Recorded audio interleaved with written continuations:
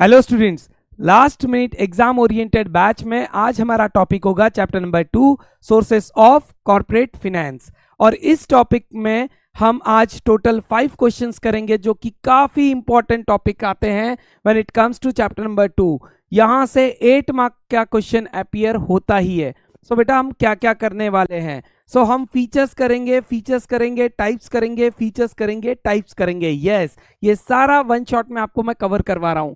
Features of equity shares, features of preference shares, types of preference shares, then features of debentures, types of debentures। बेटा ये total 5 question है, बिल्कुल भी skip मत करना, do not skip. बहुत most important question है ये आपके चैप्टर नंबर 2 से, है ना। श्योरली आपको यहाँ पे 8 आउट ऑफ 8 मिलने ही है। So let's begin. Equity shares and features of equity shares, ये काफी इंपॉर्टेंट क्वेश्चन है फॉर बोर्ड एग्जाम। 8 मार्क के लिए बेटा ये क्वेश्चन आता है। आपको इंट्रोडक्शन, मीनिंग एंड फीचर्स लिखने होंगे। लेट्स सी क्या इंट्रोडक्शन होता है। विल मेक श्योर कि आपके लिए काफी इजी कर दूंगा। Equity shares are fundamental source of financing business activity. Equity shares ये एक fundamental source of financing activity. कई सोर्स से आए ना आए, मेन ओनर से तो ये पैसा आना ही है ना। तो मेन ओनर से आता है, रियल ओनर से आता है ये पैसा। Equity shares are also known as ordinary shares. Equity shares को हम ऑर्डिनरी शेयर्स बोलते हैं। Equity shareholders own the company, they are the real owner of the company and bear the ultimate risk associated with the ownership. So since they are the real owner of the company, जो भी risk associated रहेगी ये own करते हैं ना, own करते हैं, तो ये वो रिस्क को क्या करेंगे, अल्टीमेटली बियर करेंगे। तो इक्विटी शेयर कैपिटल के बारे में पढ़ लेते हैं अब। इक्विटी शेयर कैपिटल को हम बेटा वेंचर कैपिटल और रिस्की कैपिटल भी बोलते हैं। इक्विटी शेयर क्या होता है ये तो पढ़ लिया। अब जो शेयर बेच के हम कैपिटल जमा करते हैं उस कैपिटल को हम वेंचर कैपिटल या रिस्की कैपिटल बोलते हैं। क्या बोलते हैं? Venture capital, risky capital. MCQ में आ जाए, equity share capital is also known as venture capital और risk capital. After paying claims to all investor, the remaining funds belong to equity shareholders. Thus equity shareholders are residual claimants of the income and assets. जब हम सभी को पे कर देते हैं, outsider को और इवन प्रेफरेंस शेयर होल्डर को, जो भी पैसा बच जाता है तो वो किसका होता है? इक्विटी शेयर होल्डर का। इसीलिए बोला जाता है बचा कुचा, रेसिडुअल, है ना। रेसिडुअल का मतलब बचा कुचा। रेसिडुअल क्लेमेंट्स ये क्लेम करते हैं उस एसेट्स पे कि this belongs to the real owner of the company.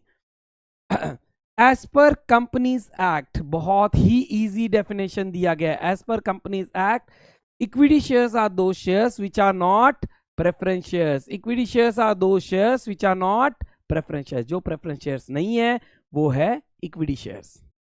Features of equity shares, first feature आता है रेसिडुअल क्लेमेंट। रेसिडुअल का मतलब होता है बचा कुचा, जो भी आखिरी में बच जाता है वैल्यू उसको बोलते हैं हम बचा कुचा। मान के चलो, एक एग्जांपल के तौर पे मेरा कोई एसेट है 20,000 का, मैंने डेप्रिशिएट तो कर दिया, पूरा जीरो कर दिया बुक्स में, बट आखिरी में कुछ तो स्क्रैप वैल्यू आएगी, that is the residual value, है ना।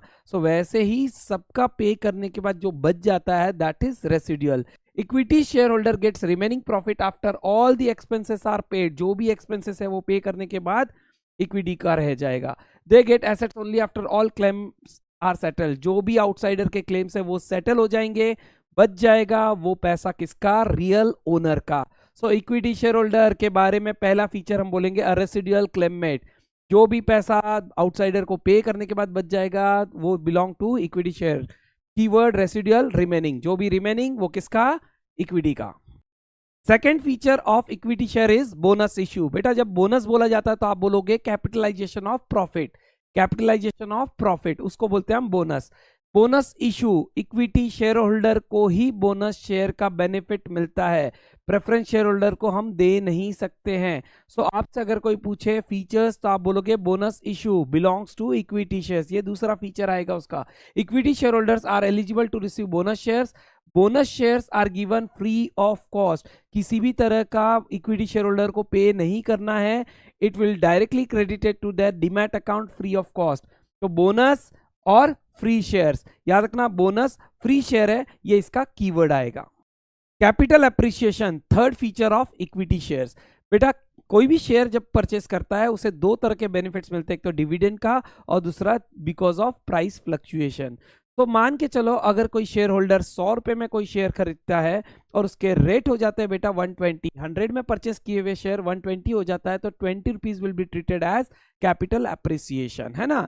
सो कैपिटल अप्रिसिएशन ये शेयर होल्डर को मिल सकता है, ये भी एक तरह का फीचर आता है इक्विटी शेयर्स में। Value of equity shares increase with companies growth, इनकी अगर कंपनी की ग्रोथ होती है तो स्टॉक एक्सचेंज पे ये ट्रेड होते हैं, वहां पे इनकी वैल्यू क्या हो जाएगी, शेयर वैल्यू बढ़ जाएगी। If company will post a strong results post करती है कंपनी, सो वहां पे इनकी वैल्यूएशंस बढ़ती है, डिमांड आ जाएगी शेयर्स में, it results in capital gain, और एक शेयर होल्डर को कैपिटल गेन मिल जाएगा। So what is capital gain, simple याद रखना, 100 का शेयर आपने बेटा 120 में सेल कर दिया, 20 रुपीज का आपको कैपिटल गेन हो गया, है ना। So this is capital appreciation in your investment. Appreciation growth, company की ग्रोथ होगी तभी तो कैपिटल अप्रिसिएशन होगा। So third feature is capital appreciation. A B C अभी तक कर लिया हमने, ए से रेसिडुअल क्लेमेट, बी से बोनस इशू एंड सी से capital appreciation. Market value, fourth feature of equity shares. याद रखना स्टॉक एक्सचेंज पे इक्विटी शेयर्स ट्रेड होते हैं, डिमांड एंड सप्लाई के फोर्सेस इसकी मार्केट प्राइस डिसाइड करती है।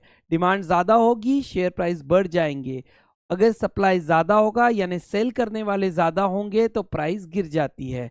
तो डिमांड एंड सप्लाई पे किसी भी शेयर के प्राइस डिपेंड करते हैं। Market value of equity shares fluctuates because ये स्टॉक एक्सचेंज पे ट्रेड होते हैं and depends on demand and supply, it depends on demand and supply. So keyword याद रखना है market fluctuation. Rights of share holders, कई सारे राइट्स है ना शेयर होल्डर को मिलते हैं, जैसे कि right to receive dividend, right to attend board meeting, right to vote, right to inspect, ये कई सारे राइट्स मिलते हैं because he is the real owner of the company. Equity share holder enjoy voting rights and participation in the management, ये AGM वगैरह join कर सकते हैं because they are the real owner of the company और decisions ले सकते हैं। They have right to inspect books and transfer shares, ये बुक्स को इंस्पेक्ट कर सकते हैं इफ दे फील कि something is cooking in the book, कुछ तो गड़बड़ी है, तो ये बुक को इंस्पेक्ट भी कर सकते हैं। कीवर्ड्स आएगा वोटिंग, पार्टिसिपेशन और इंस्पेक्ट। याद रखना वोटिंग राइट ये एक फंडामेंटल राइट है इक्विटी शेयर होल्डर का, तो कई सारे राइट्स मिलते हैं when we buy a share. Permanent capital, equity share एक परमानेंट कैपिटल देता है कंपनी को। पहले तो ये समझिए जब आईपीओ आता है किसी कंपनी का तो कंपनी इन्वेस्टर को सेल करती है शेयर्स और इन्वेस्टर बाय करता है। इन्वेस्टर जो कैपिटल देता है कंपनी को, कंपनी इसमें से ये पैसे से अपना मैक्सिमम इन्वेस्टमेंट कर लेती है, फिक्स कैपिटल वगैरह परचेस कर लेती है, like purchasing of land and building. तो जो इन्वेस्टर ने पैसा लगाया है वो इन्वेस्टर को पैसा कैसे मिलेगा, ये ट्रेड होते हैं स्टॉक एक्सचेंज पे, एक इन्वेस्टर दूसरे इन्वेस्टर्स को सेल करता है इन सेकेंडरी मार्केट, तो जैसे ही ये सेल करेंगे ऑब्वियसली उसे पैसा मिल जाएगा जो बाय करेगा उससे। तो इक्विटी कैपिटल ये परमानेंट कैपिटल होता है कंपनी के लिए, याद रखना। Equity shares are irredeemable in nature, capital is return only at the time of winding और बायबैक, है ना। सो कीवर्ड्स परमानेंट है, इरिडीमेबल है और बायबैक, याद रखना। Company buying its own share तभी पैसा देगी, अदरवाइज नहीं देगी। तो शेयर होल्डर को पैसा किससे मिलेगा, दूसरे इन्वेस्टर से जो एनएससी बीएससी पे परचेस करेंगे shares. Fluctuating rate of dividend, जब हम डिविडेंड की बात करते हैं बेटा तो एक चीज दिमाग में सेट कर लेना कि डिविडेंड डिपेंड्स ऑन प्रॉफिट, और प्रॉफिट कंपनी का फिक्स नहीं होता है, प्रॉफिट डिपेंड करता है मार्केट सिनेरियो पे और कई सारी चीजों पे। तो ध्यान रखना equity share holder do not get fix rate of dividend, they are the real owner of the company and dividend means distribution of profit. तो डिस्ट्रीब्यूशन ऑफ प्रॉफिट ये प्रॉफिट पे डिपेंड करता है and profit is not fixed. Dividend depends on profit of the company. So keyword आएगा fluctuating, since profit fluctuate होता है तो dividend भी फ्लक्चुएट होगा। सो रियल ओनर को कैसा डिविडेंड मिलता है, फ्लक्चुएटिंग रेट ऑफ डिविडेंड।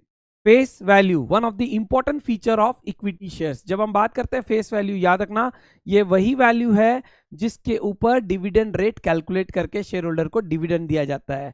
जब कंपनी के शेयर स्प्लिट भी किए जाते हैं फेस वैल्यू काफी इंपॉर्टेंट रोल प्ले करती है। तो equity shares generally have low face value, ध्यान रखना इक्विटी शेयर्स का फेस वैल्यू काफी लो होता है, ये जनरली ₹10 होता है, यूजुअली ₹10 कैन बी ₹1, 2 और 5, है ना, एक्सेट्रा। सो जनरली 10 होता है, काफी लो होता है, तो कीवर्ड याद रखेंगे low face value, usually ₹10। Features of equity shares, काफी इजी वे में एक ट्रिक के थ्रू आप याद रख सकते हो, ABC of equity shares and MRP of equity shares. कोई भी शेयर खरीदते हैं हम एमआरपी देखते हैं, दिस इज द एबीसी, यानी एक बेसिक किसी भी चीज का एबीसी। किसी भी शेयर को खरीदना है, what is the ABC, MRP देखा जाता है। और जब एमआरपी देख लिया जाता है तो ये भी तो देखते हैं क्या रेट ऑफ डिविडेंड देगा, और डिविडेंड कैलकुलेट किया जाता है फेस वैल्यू पे। तो याद रखना एबीसी, ए से रेसिडुअल क्लेम मेट, बी से बोनस शेयर, सी से capital appreciation, market value, R से rights of share holders, permanent capital, fluctuating rate of dividend, face value. तो आपसे कोई पूछे तो आप बोलोगे A B C, then MRP, फिर fluctuating rate of dividend and face value. तो A B C residual claimant, B से आ जाएगा आपका बोनस शेयर, सी से आ जाएगा कैपिटल एप्रिसिएशन, एम से आ जाएगा बेटा आपका मार्केट वैल्यू, आर से आ जाएगा आपका राइट ऑफ शेयर्स होल्डर्स, और पी से आ जाएगा परमानेंट कैपिटल, एफ से आ जाएगा fluctuating rate of dividend and F से आ जाएगा फेस वैल्यू। आई होप सो ये टोटल 8 टाइप्स आपको बहुत अच्छे से क्लियर हो चुके होंगे। ABC MRP, ABC MRP, fluctuating rate of dividend, face value. Features of preference shares, first आता है बेटा इसमें moderate risk. Preference shares carry a moderate risk, यानी low risk as compare to equity shares, because preference shares को हम preference देते हैं in repayment of capital and dividend. इन्हें पहला प्रेफरेंस मिलता है जब डिविडेंड डिक्लेयर किया जाता है। Preference share holder face less risk than equity share holder, किसके कंपैरिजन से, इक्विटी से कंपेयर करेंगे। They get steady and fixed income, इन्हें स्टेडी एंड फिक्स्ड इनकम मिलता है बेटा। इसमें केस बेसिस भी आ जाता है, किसी इन्वेस्टर को सेफली इन्वेस्ट करना है, कहाँ इन्वेस्ट करेगा, प्रेफरेंस में इन्वेस्ट करेगा, है ना। अगर उसको शेयर में इन्वेस्ट करना है तो कहाँ इन्वेस्ट करेगा, शेयर में, प्रेफरेंस में इन्वेस्ट करेगा। अगर उसे मॉडरेट रिस्क चाहिए, हाई रिस्क चाहिए, equity, high risk equity, moderate risk preference. तो first feature I hope so clear है, मॉडरेट एंड स्टेडी इनकम। क्यों स्टेडी इनकम, यहाँ पे फिक्स रेट ऑफ डिविडेंड मिलता है। Repayment of capital is one of the important feature of preference shares. याद रखिए preference shares जब कोई परचेज करता है और कंपनी मान के चलो वाइंड अप हो जाए, डिफॉल्ट कर जाए, ऐसे केस में कंपनी के एसेट्स बेच के जो पैसा ओनर्स में डिवाइड किया जाता है, उन ओनर्स में से इक्विटी के पहले प्रेफरेंस को राइट दिया जाता है। Preference share holders gets their capital before equity share holders at the time of winding up. So at the time of winding up of the company, preference shareholder को पहले prefer किया जाएगा। They have prior claim on company's asset. इनकी priority होती है, इनको priority मिली है, कहाँ से मिली है, कंपनीज एक्ट के थ्रू मिला है कि पहले किसको प्रायोरिटी दी जाएगी, प्रेफरेंस शेयर्स को प्रायोरिटी दी जाएगी। So repayment of capital is one of the important feature of preference shares. Third important feature of preference shares is preference for dividend. Preference share holders gate dividend before equity share holder. देखो repayment of capital में भी इनको preference मिला और dividend में भी equity share holder के पहले इनको दिया जाता है। They enjoy priority in payment of dividend.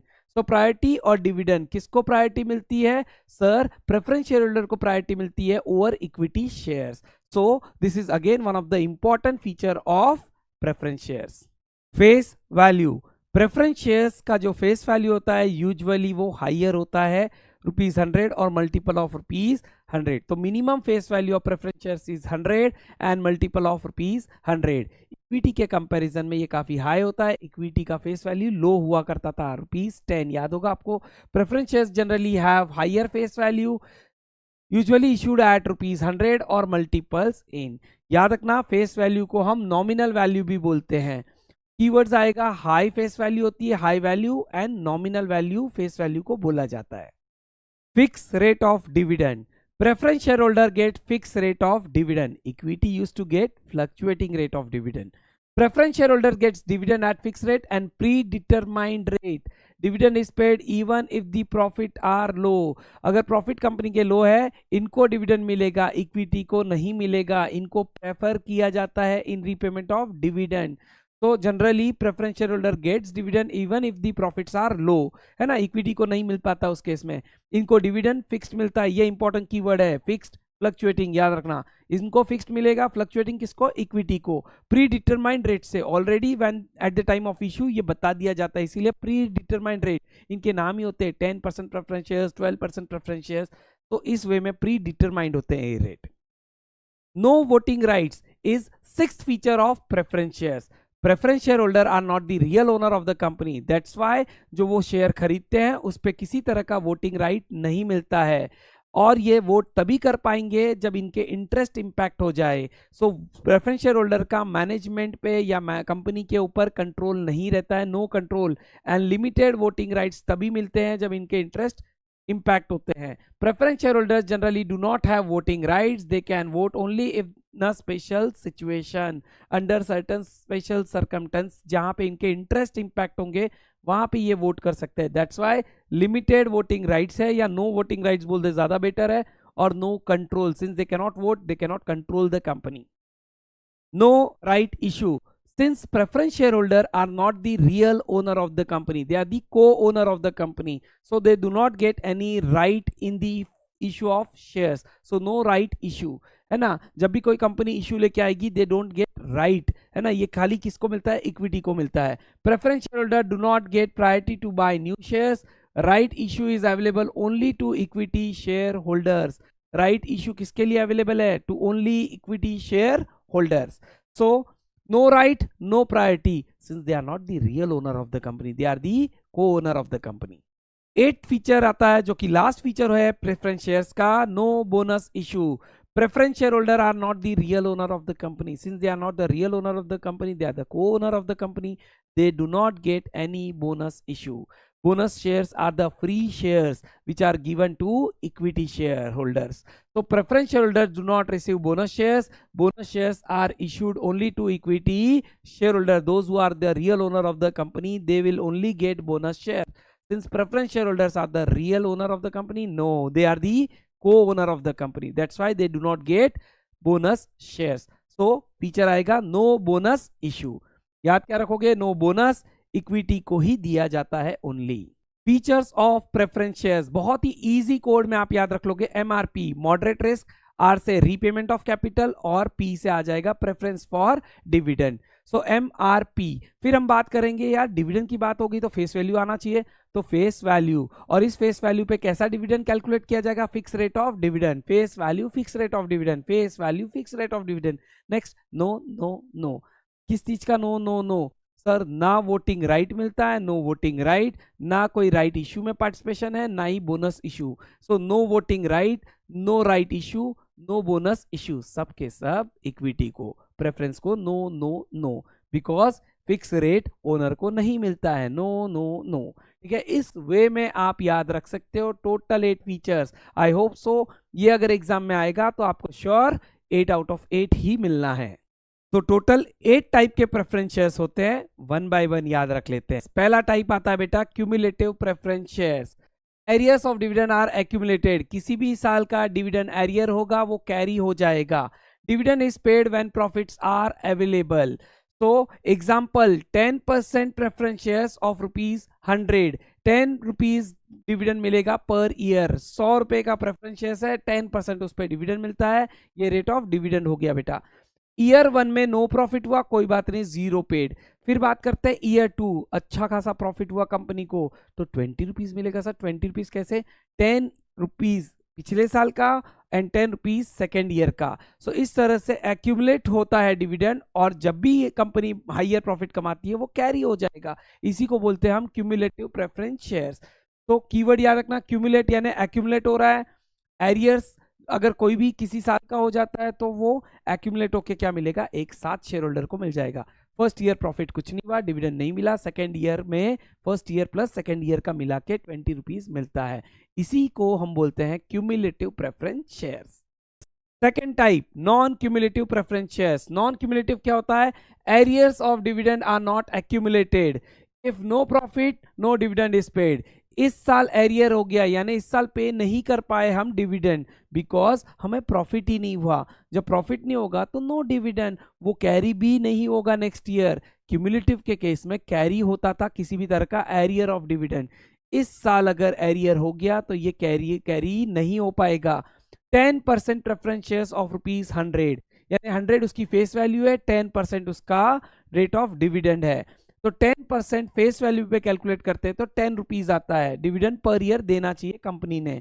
Year 1 पे नो प्रॉफिट 0 डिविडेंड. ईयर 2 पे प्रॉफिट होता है कंपनी को और हाई प्रॉफिट होता है, फिर भी कंपनी क्या करेगी, ओनली 10 रुपीज पे करेगी, ईयर 1 का कैरी नहीं होता है, इसी को हम बोलते हैं नॉन क्यूमुलेटिव प्रेफरेंस शेयर्स। तो नॉन क्यूमुलेटिव होता है, नो एरियर्स, एरियर्स कैरी नहीं होंगे। Third type of preference share is participating preference shares. Participating preference shares किसमें पार्टिसिपेट करेगा, in the surplus profit of the company, receives extra dividend along with equity share holders. इन्हें अपने fix rate के साथ surplus में भी कुछ participation मिलता है। एग्जाम्पल लेते हैं 10% पार्टिसिपेटिंग प्रेफरेंस शेयर्स। 10% क्या हो गया, फिक्स रेट ऑफ डिविडेंड। ये किस पे कैलकुलेट किया जाएगा, फेस वैल्यू पे 100, 10 रुपीज डिविडेंड पर ईयर इन्हें मिलेगा। ईयर 1 में प्रॉफिट हुआ, फिक्स रेट ऑफ डिविडेंड मिला 10 रुपीज। ईयर 2 में हाई प्रॉफिट हुआ, फिक्स रेट ऑफ डिविडेंड के हिसाब से तो 10 रुपीज आना चाहिए। एक्स्ट्रा शेयर इन प्रॉफिट ₹5 मिला, यानी इन्हें एक एक्स्ट्रा भी 5 रुपए का डिविडेंड मिल गया, टोटल 15 रुपीज डिविडेंड मिला। रेगुलर के हिसाब से फिक्स तो 10 मिलना था, सरप्लस में भी इनको पार्टिसिपेट मिला 5 रुपीज का। तो याद रखना, पार्टिसिपेट करेंगे किसमें, सरप्लस प्रॉफिट में। इन्हीं शेयर को हम बोलते हैं participating preference shares. Fourth type, non participating preference shares. Do not participate in surplus profit. Non participating या सरप्लस प्रॉफिट में पार्टिसिपेट नहीं कर सकते हैं। Get only fix dividend. ये शेयर होल्डर को खाली फिक्स रेट ऑफ डिविडेंड मिलेगा, दैट्स इट।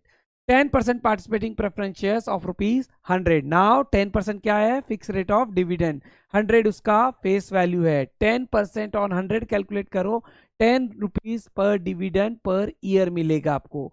ईयर 1 पे प्रॉफिट हुआ बेटा, फिक्स रेट ऑफ डिविडेंड मिला 10 रुपीज। ईयर 2 में हाई प्रॉफिट हुआ, कोई भी एक्स्ट्रा सरप्लस प्रॉफिट में पार्टिसिपेशन नहीं मिलेगा, ईयर 2 का डिविडेंड 10 रुपीज ही मिलेगा।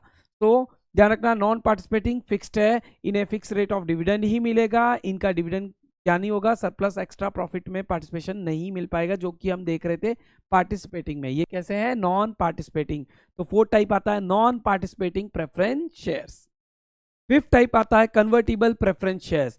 ये शेयर किसमें कन्वर्ट होंगे, इक्विटी में ही कन्वर्ट होते हैं, ध्यान रखना। Preference shares are converted into equity shares. अगर आपको कंपनी ऑफर करती है कन्वर्टिबल प्रेफरेंस शेयर्स, तो ध्यान रखें, can be converted into equity shares. फिर conversion is as per the term of issue. जिस समय प्रेफरेंस शेयर्स ये इशू किए गए थे, उस समय कन्वर्जन रेशियो जनरली दे दिया जाता है और उसके हिसाब से कन्वर्ट हो जाएंगे। मान के चलो वो रेशियो था 1:1, यानी हर एक प्रेफरेंस शेयर्स के अगेंस्ट आपको एक इक्विटी शेयर्स मिलेंगे। If you are holding 100 shares, तो आपको 100 इक्विटी शेयर्स अलॉट कर दिए जाएंगे, है ना। ये है कन्वर्टिबल प्रेफरेंस शेयर्स। तो कन्वर्टिबल और कन्वर्जन रेशियो पहले ही बता दिया जाता है। Six type, non convertible preference shares. नाम ही है नॉन कन्वर्टिबल, यानी ये कन्वर्ट नहीं होंगे इक्विटी में। cannot be converted into equity shares, remains preference shares throughout। तो जितना भी टेन्योर इनका है, उस पूरे टेन्योर में ये प्रेफरेंस शेयर्स ही रहते हैं और मैच्योरिटी पे इनको कैश दे दिया जाता है, यानी रीपेमेंट कर दिया जाता है। Keyword non convertible, no conversion, किसी तरह का कन्वर्जन नहीं होता है। तो कन्वर्जन कहाँ होता है, कन्वर्टिबल शेयर्स में, कन्वर्टिबल प्रेफरेंस शेयर्स में। ये कौन से टाइप है, non convertible preference shares, maturity पे पैसा मिल जाएगा। 7 type, redeemable preference shares. Redeemable का मतलब होता है repayment, after certain duration, maturity के बाद आपको रीपेमेंट कर दिया जाएगा बाय द कंपनी। तो रिडीम्ड आफ्टर सर्टेन पीरियड, एक सर्टेन पीरियड के बाद आपको आपका पैसा मिल जाएगा, प्रिंसिपल अमाउंट, है ना। Capital is repaid bye the company, capital जो भी रहेगा आपने इन्वेस्ट किया था वो रीपे कर देगी कंपनी, और till that time you will get a fix rate of dividend, है ना। सो रिडीमेबल रीपेमेंट, यहाँ पे रीपेमेंट करना कंपलसरी हो जाता है। लास्ट 8 टाइप आता है बेटा irredeemable preference shares. India में irredeemable preference shares are not allowed. Irredeemable होता क्या है, not redeem during life time of the company, capital return only at the winding up, है ना। तो जब तक कंपनी अच्छे से वेल फंक्शनिंग कर रही है, तब तक आपको इसका पैसा मिलता ही नहीं है। जिस दिन कंपनी वाइंड अप हो जाएगी, उसी दिन आपको पैसा मिलेगा। इंडिया में टू मेक श्योर कि आपके इन्वेस्टर्स सिक्योर्ड रहे, इंडिया के अंदर as per companies act section 55 subsection 1, याद रखना सेक्शन 55 सबसेक्शन 1, इंडिया में irredeemable preference shares are not allowed as per the companies act 2013 section 55 subsection 1। Irredeemable allowed नहीं है। सो इंडिया में 7 shares ही अलाउड है, टाइप्स, है ना, प्रेफरेंस शेयर्स के। 8 टाइप अलाउड नहीं है, किसके वजह से, बिकॉज ऑफ सेक्शन 55 सबसेक्शन 1। तो टोटल 8 टाइप के प्रेफरेंस शेयर्स होते हैं, 1 बाय 1 याद रख लेते हैं। फर्स्ट आता है cumulative preference shares, non cumulative preference shares, participating preference shares, non participating preference shares, convertible preference shares, non convertible preference shares, redeemable preference shares, irredeemable preference shares. अब ध्यान से सुनना, याद कैसे रखेंगे, क्यूमुलेटिव नॉन क्यूमुलेटिव, क्या डिविडेंड एक्यूमुलेट होगा, है ना, या नहीं होगा, और अगर एक्यूमुलेट होगा क्या मुझे एक्स्ट्रा प्रॉफिट में भी पार्टिसिपेशन मिलेगा, पार्टिसिपेटिंग नॉन पार्टिसिपेटिंग। फिर उसके बाद can I convert it into equity, conversion यानी कन्वर्टिबल नॉन कन्वर्टिबल, अगर नहीं कर सकते हो तो मुझे क्या मिल जाएगा, पैसा। रिडम्पशन कब मिलेगा, रिडीमेबिलिटी, इरिडीमेबिलिटी। सो आई होप सो इस वे में आपको टोटल 8 के 8 बहुत अच्छे से समझ में आ चुके होंगे। Features of debentures. Now we will understand what are the different features of debentures. Till now हम लोगों ने कंप्लीट कर लिया है बेटा features of equity shares, features of preference shares and type of preference shares. ये सारे ही क्वेश्चंस 8 मार्क के लिए काफी इंपॉर्टेंट हो जाते हैं। साथ ही साथ इनके पॉइंट से आप डिस्टिंग्विश भी बहुत इजीली बना पाओगे। ठीक है, सो फीचर से ही डिस्टिंग्विश भी आपके कवर होते हैं और 8 मार्क के क्वेश्चंस भी कवर होते हैं। First feature of debenture. Creditors of the company. The person who buys debenture are known as debenture holders. They are the creditors of our company. They are lenders and not the owners. इन्होंने पैसा दिया है बेटा, जब इन्होंने पैसा दिया है और वो भी कैसा, उधार, है ना। So they have lent. अब जब इन्होंने लेंड किया है तो कंपनी विल पे इंटरेस्ट, इनको क्या देगी कंपनी, इंटरेस्ट, है ना। कीवर्ड्स याद रखोगे, क्रेडिटर्स, लेंडर्स। सेकेंड फीचर आ जाता है बेटा listing. So once debentures are given to the debenture holders, बेटा इसको लिस्ट करवाना कंपलसरी है, at least one recognized stock exchange पे तो भी लिस्ट हो जाना चाहिए। तो debentures are listed on stock exchange, they can be traded openly. ध्यान रखिए डिबेंचर्स ये सेबी गाइडलाइंस के अंडर आता है, सो इसे लिस्ट करवाना कंपलसरी होता है, लिस्टिंग कंपलसरी है। सेकेंड फीचर, फर्स्ट फीचर क्या पढ़ा, they are creditors of the company, second feature आता है listing. Assurance of repayment is the third feature of debenture. बेटा एश्योरेंस ऑफ रीपेमेंट ये बोलता है कि कंपनी एक तरह की गारंटी देती है। So debentures carry assured repayment, एक फिक्स मैच्योरिटी पे उनको रीपेमेंट हो जाएगा उनके डिबेंचर कैपिटल का। Company must repay debenture on due date, है ना। जो भी डिबेंचर्स कंपनी ने लिए हैं यानी डिबेंचर इशू करके जो भी पैसा लिया है, कैपिटल लिया है, उसे फिक्स मैच्योरिटी के बाद रीपे करना पड़ता है। एश्योरेंस और एक गारंटीड। अब ध्यान रखना डिबेंचर्स जो परचेस करते हैं they are called debenture holder, और इनको सिक्योर करने के लिए होते हैं डिबेंचर ट्रस्टीज, है ना। एक एसेट के थ्रू एक तरह का एश्योरेंस मिल जाता है कंपनी से। फोर्थ आता है promise. When somebody buys debenture he gets debenture certificate, और debenture certificate is an acknowledgement of डेप्थ by the company. It is an acknowledgement because signed by the directors and company secretary. तो debenture एक तरह का acknowledgement होता है। Here company do some promise. Debenture is a written promise by the company to repay money. So here actually debenture holder gets debenture certificate and that debenture certificate is a promise to pay, है ना। एक promise हो जाता है company से कि वो पे करेंगे आपको इस मैच्योरिटी डेट पे, है ना। Promise acknowledgement. तो अगर आपको क्वेश्चन एमसीक्यू में भी आ जाए dash is an acknowledgement of डेप्थ बाय द कंपनी, तो याद रखना यहां लिखोगे debenture certificate. Security, here charge on asset is created. तो ध्यान रखना जब मैं बात करता हूं सिक्योरिटी की, अभी तक हम एश्योरेंस ऑफ पेमेंट की बात कर रहे थे, अभी तक हम प्रॉमिस की बात कर रहे थे। सो एश्योरेंस और प्रॉमिस को बैक्ड कौन करता है, सिक्योरिटी, है ना। जब भी कोई डिबेंचर्स कंपनी इशू करती है तो उसको बैक्ड बाय सिक्योरिटी होता है जनरली, क्योंकि उन्हें अपॉइंट करना पड़ता है डिबेंचर ट्रस्टीज। सो हम रीड करेंगे और लिखेंगे किस वे में, डिबेंचर्स आर यूजुअली सिक्योर्ड, ये जनरली क्या होते हैं, secured. And how they are secured, they are backed by charge on companies asset. ये चार्ज बाय कंपनीज एसेट यानी सिक्योरिटी के तौर पे एसेट्स गिरवी रखी जाती है बाय दी कंपनी, है ना, तब जाके वो सिक्योर डिबेंचर इशू कर पाते हैं। Sixth point, no voting rights.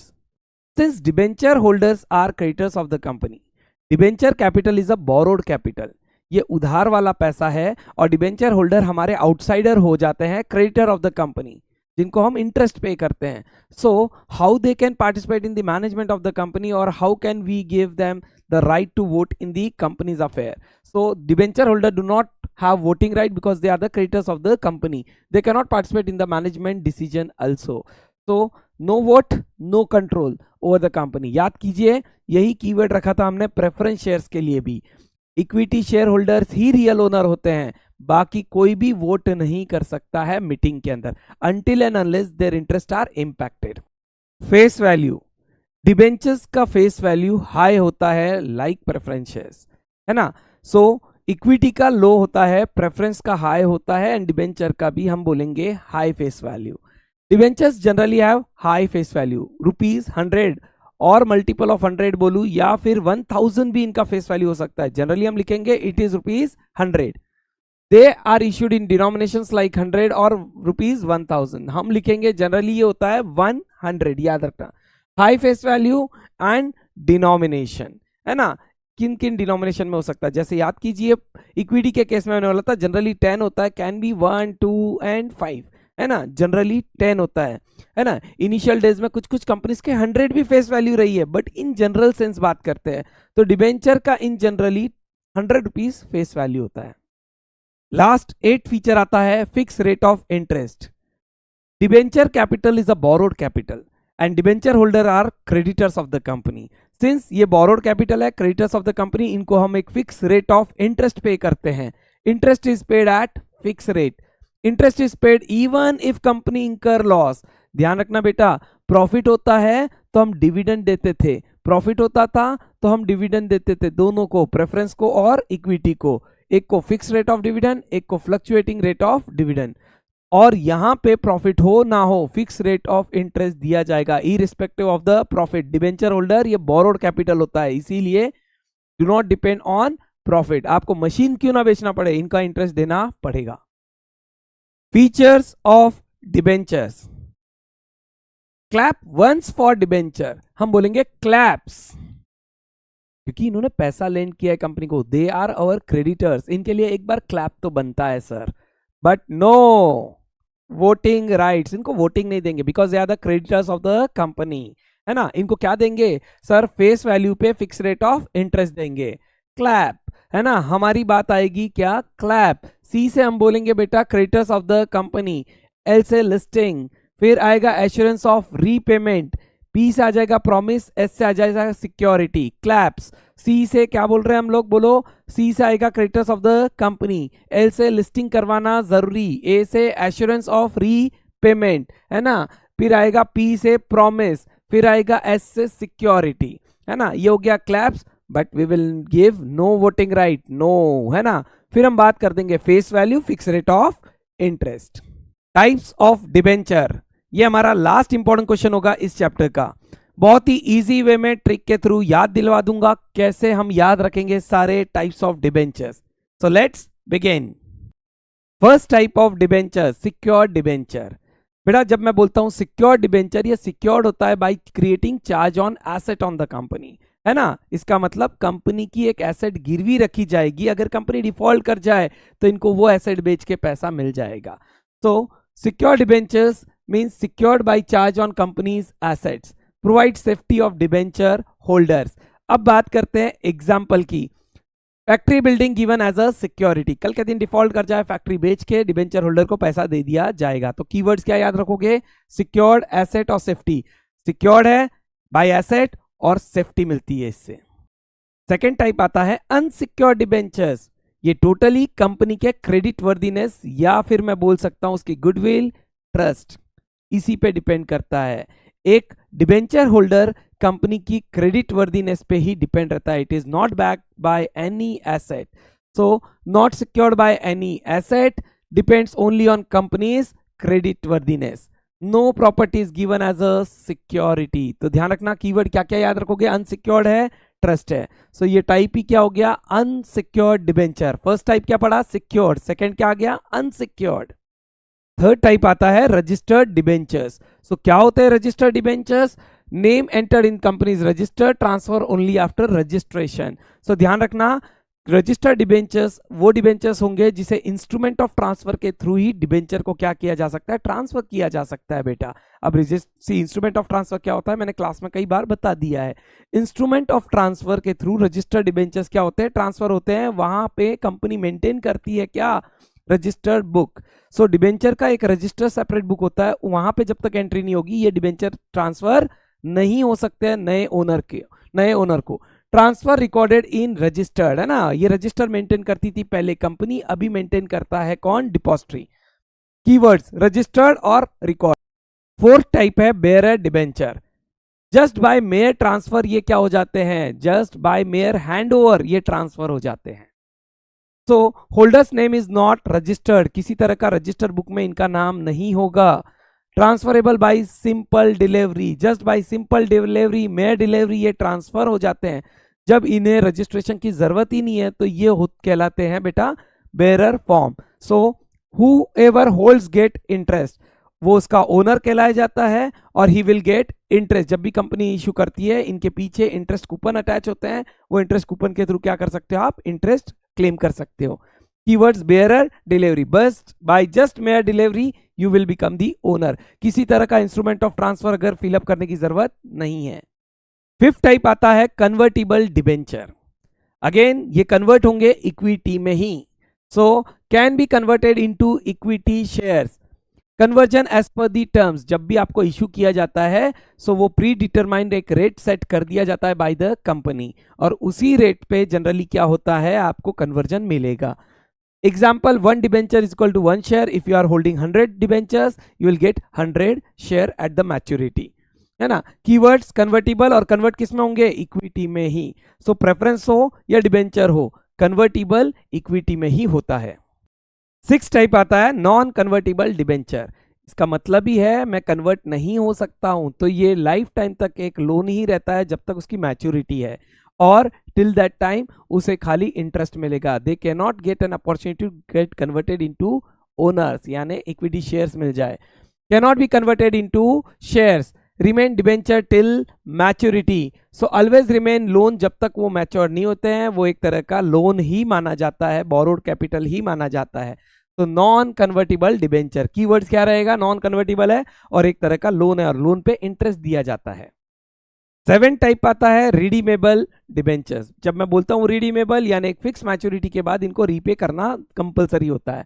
So repaid after fix period, repayment on maturity, redeemed after 5 year. Example, कि कोई डिबेंचर इशू किया कंपनी ने उस 5 ईयर का, so it must be redeemed after 5 years, maturity खत्म होने के बाद। सो रिडीमेबल और मैच्योरिटी, डिबेंचर मैच्योरिटी के साथ आए तो हम बोलेंगे उसे रिडीमेबल डिबेंचर। लास्ट टाइप आता है ई रिडीमेबल डिबेंचर्स।